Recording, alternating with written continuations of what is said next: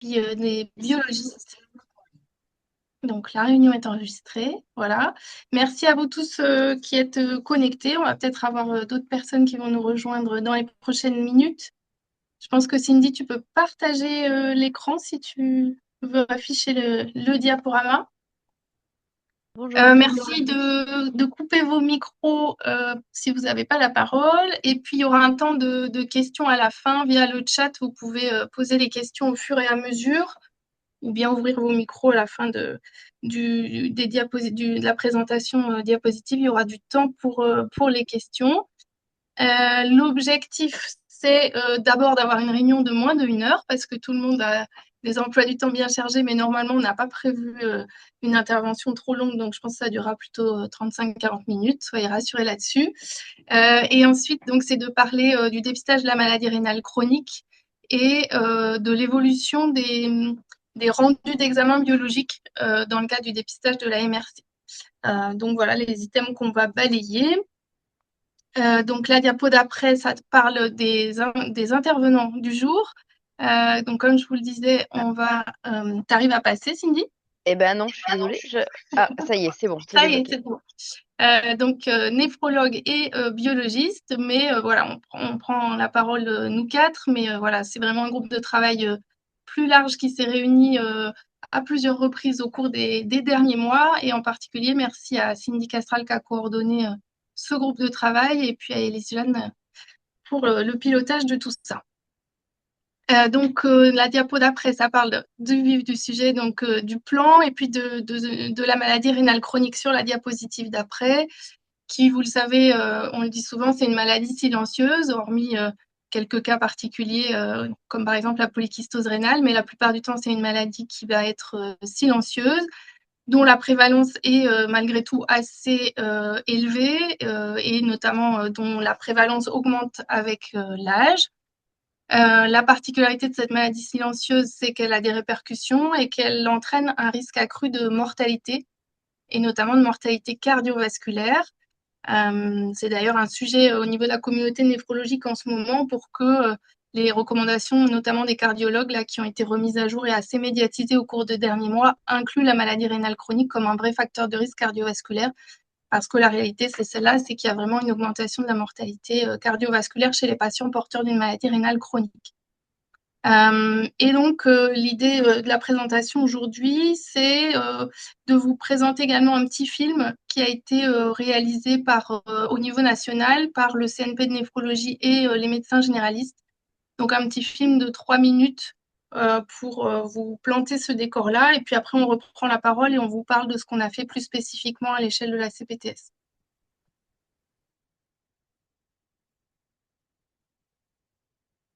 Ah, il manque le son.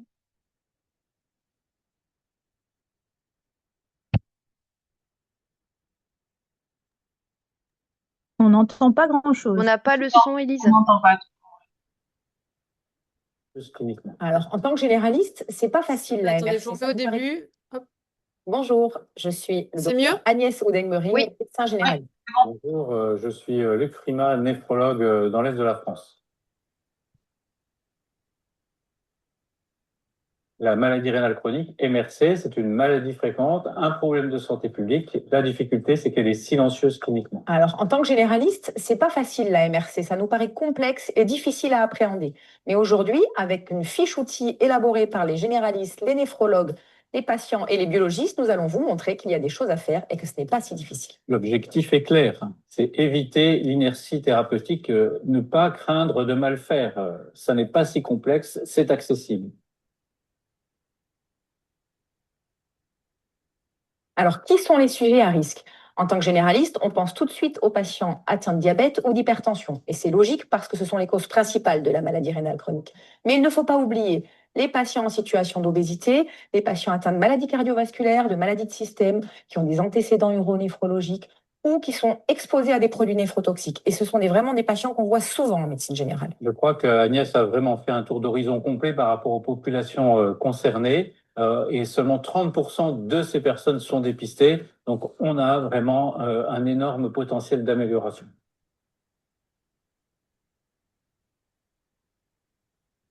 Pour le dépistage, le message est simple. Il faut oublier la complexité. Il faut oublier les urines des 24 heures avec un DFG estimé à partir de la créatinine, avec le RAC à partir de l'albuminurie et de la créatininurie sur un échantillon. On a les deux indicateurs qui nous permettent de savoir exactement où on en est pour chaque patient.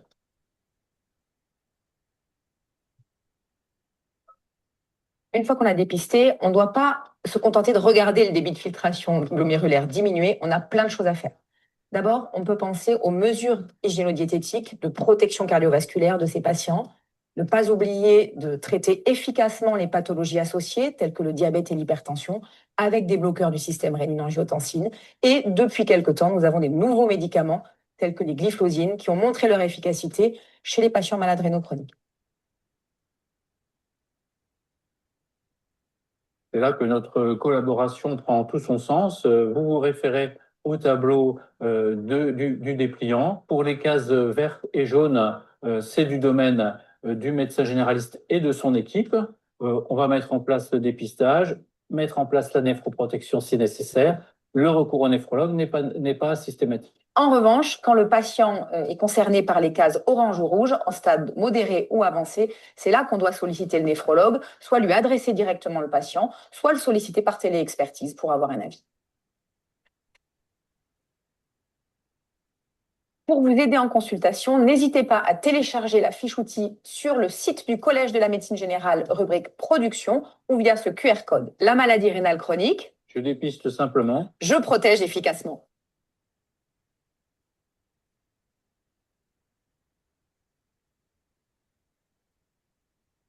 Bon, voilà le petit film qui avait été fait au niveau national et qu'on voulait vous montrer. On va revoir certains des points qui ont été abordés dans le petit film et puis revenir un peu plus en détail sur certaines choses qu'on a mises en place dans ce groupe de travail. Donc, sur la population à dépister, comme ça a été dit dans ce film et comme vous le savez déjà, il n'y a pas de recommandation à l'heure actuelle pour faire un dépistage en population générale. Ça a été testé dans certains pays du nord de l'Europe et ça n'a pas été retenu. Donc, à l'heure actuelle, ce qui est recommandé, c'est de dépister la maladie rénale chronique dans des populations à risque d'être porteurs d'une MRC. Donc, les diabétiques, les hypertendus et les patients atteints de maladies cardiovasculaires, d'insuffisance cardiaque au sens large. Les patients avec des antécédents urologiques, les patients atteints de maladies auto-immunes. On a voulu aussi rajouter par rapport à ce qui a été dit les patients avec des antécédents personnels ou familiaux de maladies rénales. Le sujet de la génétique en néphrologie est vraiment un sujet qui se développe beaucoup et on découvre quand même de plus en plus d'atteintes à caractère génétique en néphrologie. Donc effectivement, quand il y a un antécédent personnel ou familial de maladie rénale, ça peut être aussi une indication de faire une recherche chez notre patient. L'obésité rejoint plutôt le sujet des maladies cardiovasculaires et du diabète. Ça a été dit dans la vidéo également, les sujets exposés aux produits néphrotoxiques et en particulier, je citerai les patients avec un antécédent de cancer. Souvent, quand ils sont dans une prise en charge active en oncologie, c'est les unités spécialisées, c'est l'oncologie, c'est Baclès qui prend en charge les patients. Mais dès lors qu'on est un peu plus à distance de la prise en charge initiale, il ne faut pas oublier que ces patients-là qui ont reçu notamment des chimiothérapies sont plus à risque de développer des maladies rénales chroniques. Donc, c'est important de l'avoir en tête.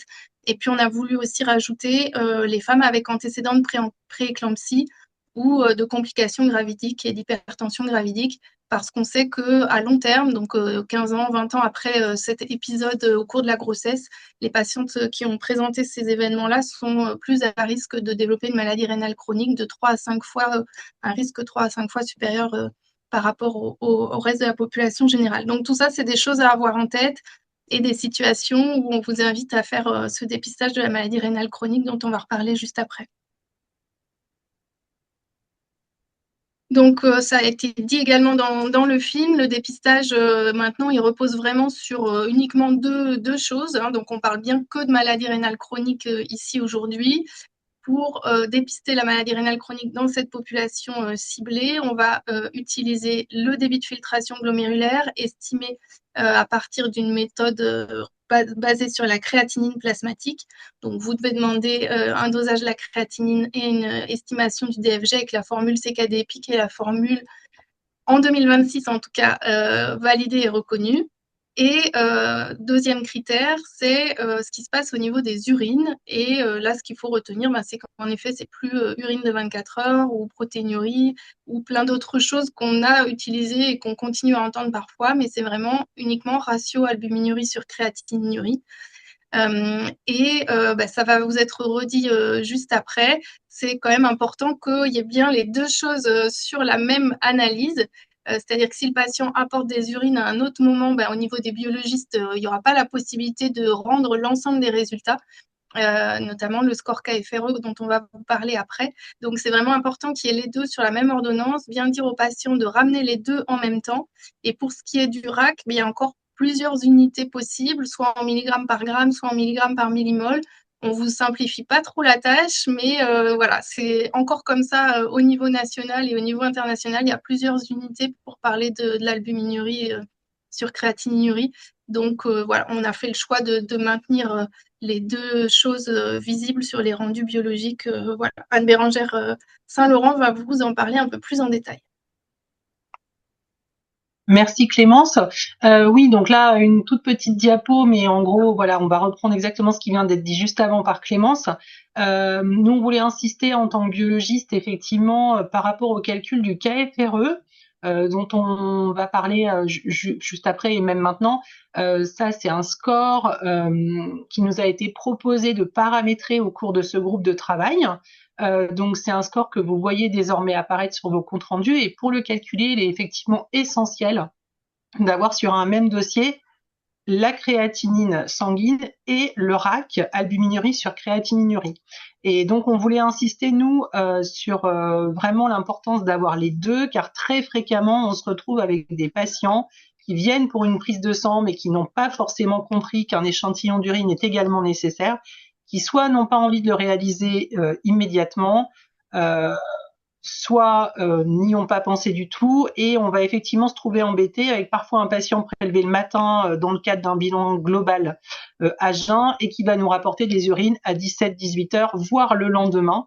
Et ça, d'un point de vue organisationnel, c'est effectivement pour nous impossible à gérer. On ne peut pas retourner, vu le nombre de dossiers traités au quotidien, remettre des dossiers, et quand on est à des jours différents, on n'en a même pas en théorie le droit puisqu'on est contraint avec des normes très précises.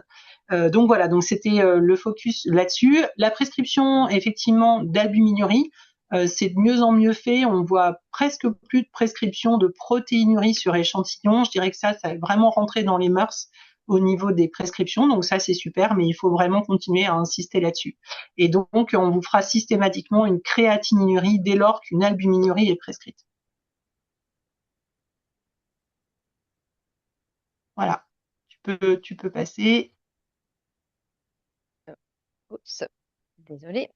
Donc, on va enchaîner maintenant, une fois les conditions préanalytiques bien remplies, sur que faire de ces résultats.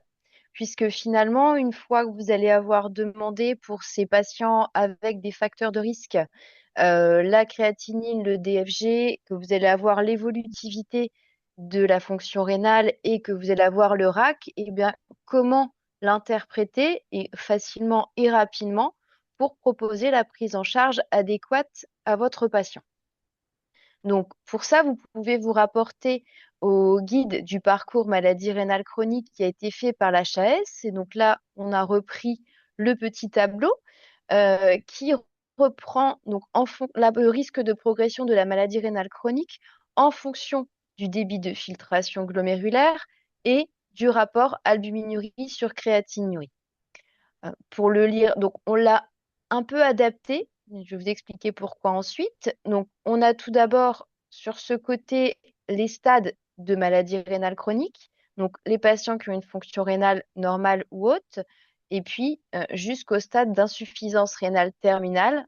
Volontairement, je dis insuffisance rénale terminale, puisque dans le guide qui a été fait en 2023 et qui est encore disponible et en vigueur aujourd'hui, le grade 5 est le grade d'insuffisance rénale terminale.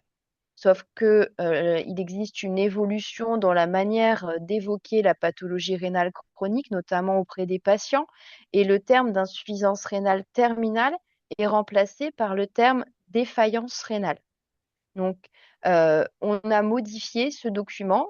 Donc, dans la majorité des documents autres que celui fourni par la CPTS, aujourd'hui, vous avez encore le terme insuffisance rénale terminale qui apparaît au grade 5. Et on a fait le choix de mettre à jour ce tableau à l'avance. Et donc, sur les rendus de biologie, vous aurez cette dénomination. Et donc, ce qui est assez simple, c'est par exemple, vous avez un patient qui a une fonction rénale avec un DHT supérieur à 90 et le rapport albuminurie sur créatinurie est inférieur à 30 mg par gramme, eh bien, ce patient est à faible risque de maladie rénale chronique. Vous pouvez continuer à lui proposer des mesures de néphroprotection hygiénodiététique puisqu'elles sont valables pour tous les patients, mais il n'y a pas d'action complémentaire à mener. Plus vous allez aller vers un code couleur rouge, plus votre patient est à haut risque, voire à très haut risque de dégradation de fonction rénale, et plus vous allez avoir besoin de recourir à un avis spécialisé. Donc ça, c'est la présentation du tableau du risque de progression. Et pour faciliter le fait de demander ou non un avis néphrologique, eh bien, vous avez de façon associée le score de risque rénal. Le score de risque rénal, qui est communément appelé le KFRE, puisqu'initialement il a été mis en place par les équipes canadiennes, d'où la consonance anglaise pour Kidney Failure Risk Equation. Il a été validé uniquement dans la maladie rénale chronique. On insiste parce que quand vous avez un patient qui fait une insuffisance rénale aiguë, ce score KFRE n'est pas valable. Par contre, vous aurez peut-être sur vos résultats biologiques le score KFRE qui va apparaître, puisque le rendu proposé par nos collègues biologistes ne va pas forcément pouvoir faire cette distinction entre insuffisance rénale aiguë et chronique. Donc là, on attire votre attention là-dessus, c'est que si vous avez un patient avec une insuffisance rénale chronique, fiez-vous à la rapidité de dégradation de la fonction rénale et n'hésitez pas à contacter le néphrologue et ne pas se fier uniquement au score KFRE, puisqu'il n'est pas valable dans l'insuffisance rénale aiguë. Donc pour le KFRE ou le score de risque rénal, on s'intéresse bien aux patients porteurs d'une maladie rénale chronique et il sera calculé pour les patients qui ont une maladie rénale chronique à partir du stade 3B. Donc, en dessous, pour les patients qui ont un stade 1, 2, 3A, il n'y aura pas de calcul du score KFRE, puisqu'ils ne sont pas sur ce n'est pas la population à risque de progression pour lequel on requiert une demande d'avis néphrologique. Il est basé sur 4 critères, l'âge, le sexe, le débit de filtration glomérulaire et le rapport albuminurie sur créatinurie. D'où l'importance, effectivement, d'avoir le DFG et le RAC sur une prescription simultanée. Vous pouvez, si vous le souhaitez, utiliser ce lien pour le calculer vous-même. Si vous voulez faire des petits tests sur des patients que vous avez, il est en ligne, il suffit de rentrer ces 4 paramètres et vous pouvez avoir le calcul du score KFRE. Mais plus simplement, vous l'aurez sur vos résultats biologiques patients. Et en fonction du score, eh bien alors, la difficulté, c'est qu'on vous propose un score à 5 ans et un score à 2 ans. Vous avez ça aussi dans le parcours maladie rénale chronique. Le score de risque rénal est proposé sur ces deux modalités, 5 ans et 2 ans. Un score à 5 ans inférieur à 3% requiert la prise en charge d'un patient dans un parcours non spécialisé, c'est-à-dire par le médecin généraliste, l'infirmière libérale. Il n'y a pas de recours systématique au néphrologue. Pour les patients qui ont un score à 5 ans supérieur à 3%, là, et un avis néphrologique est nécessaire. Donc, on va voir selon quelle modalité juste après. Et il y a une autre approche qui est le score à 2 ans supérieur à 10%. Et là, c'est pour vous expliquer la distinction entre le parcours soins spécialisés et prise en charge multidisciplinaire.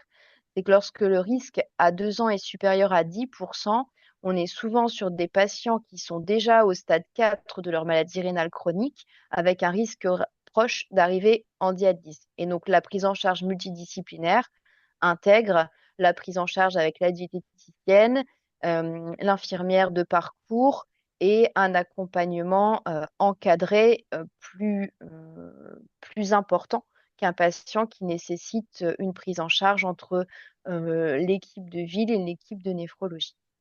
Donc, pour faire simple et ne pas retenir tout ce que je vous ai raconté, si votre score de KFRE est supérieur à 3%, eh bien, vous demandez un avis néphrologique.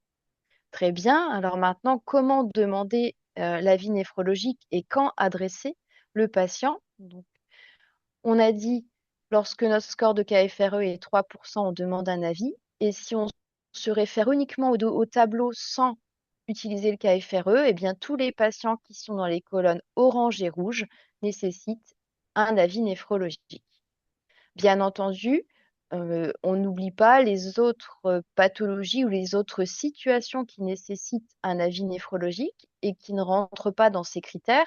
Ce sont tous les patients qui ont une étiologie spécifique de maladie rénale, comme les néphropathies familiales, les patients qui ont un rein unique, les patients hypertendus non contrôlés. Lorsque le déclin de fonction rénale est rapide, même si nous ne sommes pas encore à un stade 3B, donc pour tous les stades préalables, si vous avez une dégradation rapide du déclin de fonction rénale, il faut adresser votre patient. Et pour tous les patients qui ont une albuminurie sévère, même s'il n'y a pas d'altération du débit de filtration glomérulaire. Et alors, comment, sur le territoire de la CPTS, adresser vos patients? Eh bien, on a un secteur qui a, par chance, est pourvu de néphrologues, puisque vous avez le CHU de Caen et la clinique Saint-Martin qui proposent donc les deux ont un service de néphrologie. Et vous pouvez, pour les deux services, demander des téléexpertises via Omnidoc. L'avantage, c'est que si vous n'êtes pas sûr d'avoir besoin d'un avis, eh bien, vous pouvez poser vos questions, on pourra vous répondre et vous aurez une réponse qui permettra d'être didactique et vous aurez aussi pour vos patients dans votre dossier un cadre médico-légal qui permettra d'avoir une réponse prouvée que vous avez demandé l'avis lorsque vous aviez besoin. Donc là, ça permet de faire la distinction entre les patients qui ont besoin ou non d'un avis néphrologique. Et puis, si vous avez des patients pour qui la prise en charge est urgente, eh bien, les deux services ont des urgences 24 heures sur 24. On est d'astreinte pour répondre aux besoins des patients qui ont des urgences néphrologiques. Donc, on vous a remis les numéros de téléphone pour contacter directement un médecin sans avoir à passer par le standard, les secrétariats, etc. Voilà. Et vous tombez sur les néphrologues référents. Donc ça, c'est pour pouvoir nous contacter. Et donc, ce petit diaporama que vous venez de voir défiler, qui reprend les recommandations nationales et l'adaptation locale, eh bien, on l'a travaillé au sein d'un groupe de travail, ce qu'on vous a dit tout à l'heure, afin d'harmoniser les résultats et donc de faciliter la prise en charge et l'adressage de ces patients. Le groupe de travail a réuni les néphrologues, les médecins biologistes qui sont présents aujourd'hui et d'autres, et les médecins généralistes, donc Jacques Battistoni, Audrey Armand, qui ont participé avec nous au groupe de travail. Et puis on a eu aussi avis des infirmiers pour essayer de prendre en considération l'ensemble des difficultés des professionnels qui avaient à prendre en charge ces patients. Et ceci donc, nous a permis d'uniformiser les résultats, ce que va vous présenter Anne Bérangère. Et juste une petite information avant que je lui passe la parole qui concerne le score KFRE, car aujourd'hui, sur vos résultats biologiques rendus, le KFRE n'est rendu qu'au médecin. On a souhaité au sein du groupe de travail de rendre progressivement ce résultat, c'est-à-dire d'abord au médecin pour qu'il puisse s'approprier l'outil avant que ce résultat n'apparaisse sur les comptes rendus des patients. Donc aujourd'hui, vos patients ne voient pas ce score sur leur compte rendu, bien que ce soit une obligation qu'ils aient accès à cette information. Mais on a souhaité mettre les choses en place en 2 temps pour que vous puissiez avoir à la fois le webinaire d'aujourd'hui, avoir ces informations, et puis ensuite le document qui va vous être transmis pour que vous puissiez ne pas vous retrouver en difficulté lorsque les patients vont arriver avec le résultat de KFRE. À toi, Anne Bérangère. Oui, donc comme tu le disais très bien, Cindy, donc dans le groupe de travail, effectivement, on a travaillé les différents laboratoires du territoire pour essayer de présenter quelque chose qui soit harmonisé, que vous ne soyez pas perdus entre la présentation des uns et des autres. Donc depuis quelques mois déjà, vous avez dû voir des petites modifications sur la présentation du compte-rendu, avec le DFG qui donc est présenté sous forme d'une courbe qui vous permet en fait de visualiser facilement les antériorités et de pouvoir notamment objectiver la rapidité du déclin de ce DFG, et on vous a rappelé en fait les critères qui permettent d'évaluer un déclin rapide ou à l'inverse modéré de la fonction rénale. On vous présente aussi sur les comptes rendus, on vous donne la catégorisation de la MRC selon les recos HAS 2023, donc avec les stades qui ont été cités précédemment, dont le dernier stade où il est bien employé le terme de défaillance rénale et pas d'insuffisance rénale terminale. Côté urinaire, vous trouvez la mesure du RAC lorsque nous avons effectivement des urines accompagnant du sang, avec donc les différents stades, 1, A2, A3, et vous avez le rendu dans les deux unités, milligrammes sur gramme et milligrammes sur millimol.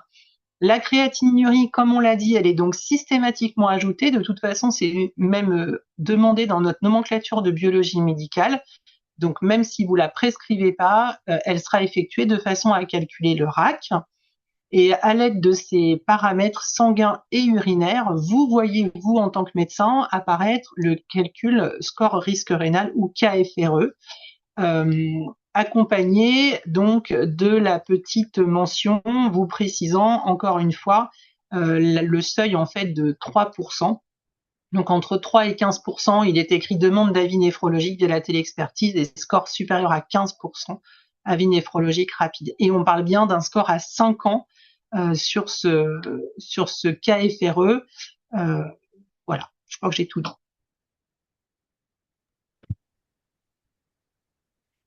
Et donc là, on vient donc de vous présenter justement le flyer que nous avons mis au point, élaboré avec toutes ces informations. Donc ce flyer va être disponible sur le site de la CPTS et vous aurez aussi le replay du webinaire. Et on a proposé une sorte d'ordonnance type. Alors bien évidemment, lorsque vous faites un bilan, vous n'allez pas uniquement demander forcément le dépistage de la maladie rénale chronique, mais l'idée était d'avoir systématiquement sur vos ordonnances la notion échantillon d'urine à remettre lors du prélèvement sanguin, puisque pour les patients, quand ils sont perdus, ils pensent pas forcément à ramener l'urine, et quand ils voient rapport protéinurie sur créatinurie, ils savent pas que c'est de l'échantillon d'urine. Donc l'idée, pour faciliter justement le fait que le sang et l'urine arrivent en même temps, on vous avait proposé cette petite formulation. Donc il y aura de disponible à la fois le flyer et l'ordonnance type, entre guillemets, que vous pourrez intégrer à vos autres ordonnances habituelles. Voilà pour la présentation de ces nouvelles recommandations.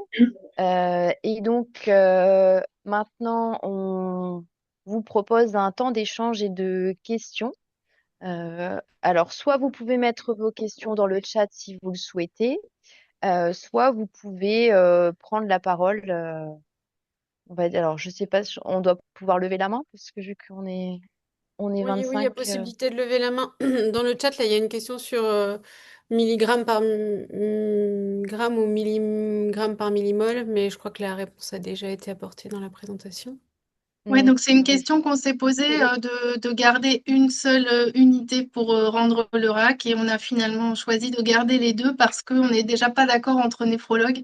Alors je crois que Cindy et moi, on utilise toutes les deux plutôt milligramme par gramme, mais on a des collègues qui sont restés sur le milligramme par millimol. Donc voilà, désolé, on n'a pas de réponse uniforme à vous apporter, et c'est la raison pour laquelle on a choisi de laisser les deux dans les rendus biologiques. Il faudrait que la communauté néphrologique réussisse à se mettre d'accord, mais voilà, les deux unités persistent et on a chacun une préférence, donc vous embêtez pas avec ça. Vous choisissez, enfin, celle, celle qui vous convient, mais d'un néphrologue à l'autre, on vous demandera peut-être parfois de le préciser. Enfin, en tout cas, nous, on sait le convertir et puis voilà, vous embêtez Mm. pas avec ce détail-là, on garde les deux. Complètement. Et c'est effectivement, malheureusement, les néphrologues sont pas encore d'accord. Donc aujourd'hui, les recommandations européennes proposent de conserver le milligramme par gramme, mais les recommandations internationales sont en milligrammes par millimole. Il y a aussi les recommandations des cardiologues et des gynécologues qui n'ont pas forcément la même unité que la recommandation européenne. Voilà, donc en gros, c'est un joyeux bazar puisqu'il faut que tout le monde s'entende. Donc effectivement, la seule chose, c'est quand vous nous envoyez, alors le plus simple quand vous faites une demande, c'est effectivement mettre le résultat du bilan biologique, comme ça vous n'avez pas à vous poser la question de ce que vous nous donnez. Mais sinon, bien nous préciser l'unité du rapport albuminurie sur créatinurie pour qu'on puisse vous donner une réponse qui soit la plus adaptée.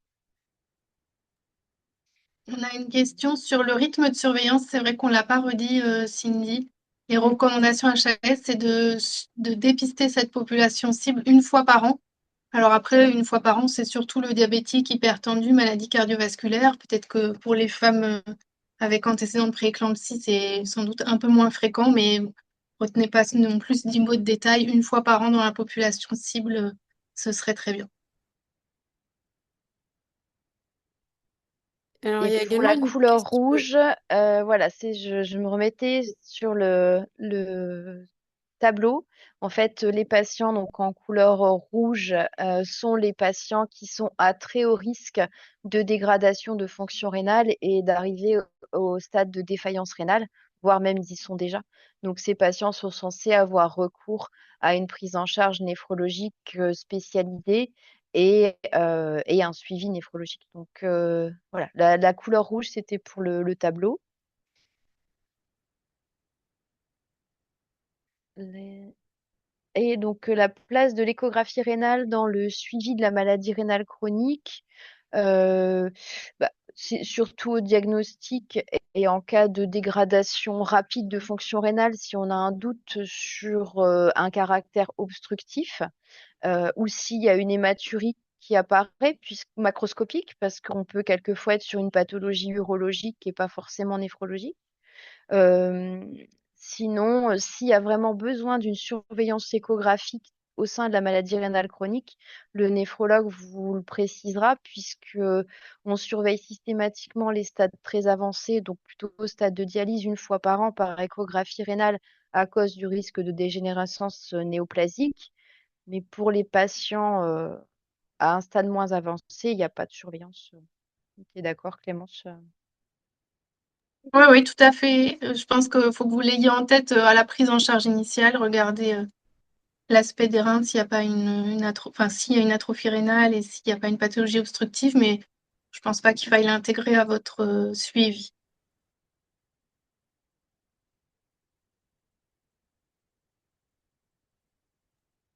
Alors peut-être que Leclerc Nadine peut prendre la parole pour nous expliquer sa question, parce que pour moi, c'est pas très clair à INS en fonction du RAC.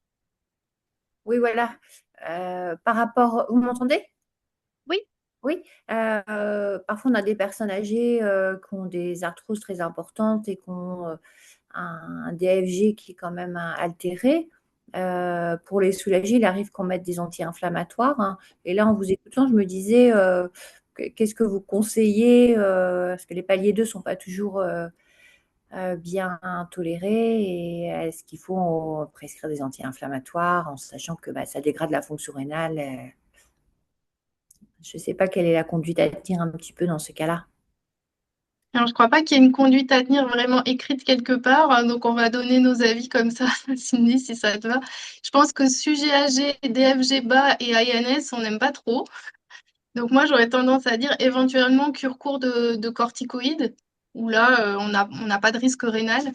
Mais plus de 85 ans avec un DFG altéré et des INS, il y a quand même un risque d'épisode d'insuffisance rénale aiguë pour des prises courtes et de dégradation de la fonction rénale si c'est une prise prolongée, enfin au long cours. Donc, j'aurais plutôt tendance à dire d'éviter d'utiliser les corticoïdes en cure courte s'il y a besoin vraiment d'antalgie sur une période.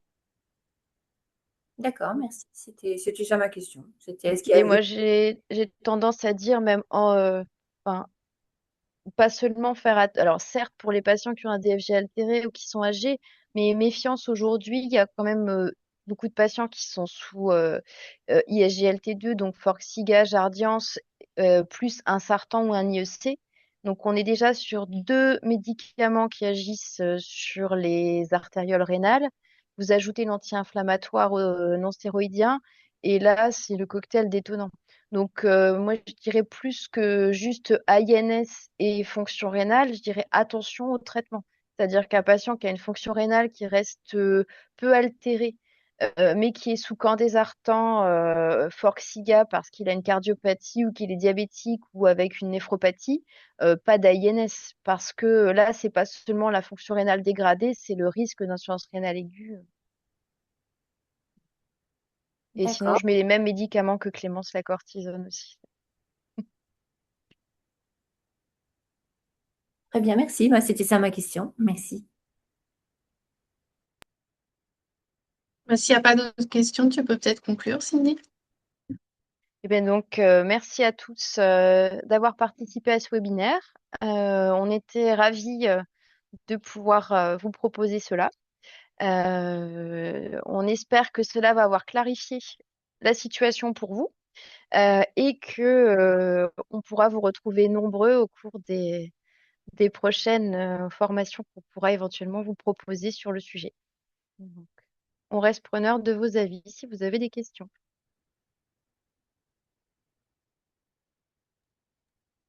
Bonne fin de journée à Eh bien, tous. bonne fin de journée. Bonne fin de journée.